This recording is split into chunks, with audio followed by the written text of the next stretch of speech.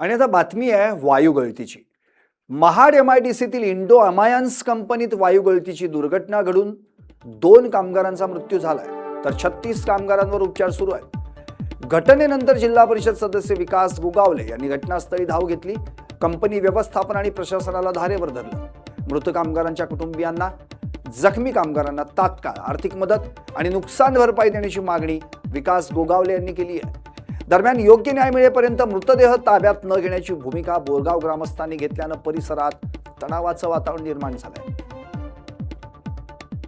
आदेश या ठिकाणी दिलेले आहेत. मंत्री महोदय दिल्लीला असल्यामुळे ते या ठिकाणी येऊ शकले नाहीत आणि आत्ताच आमची या ठिकाणी कंपनीमध्ये मीटिंग झाली.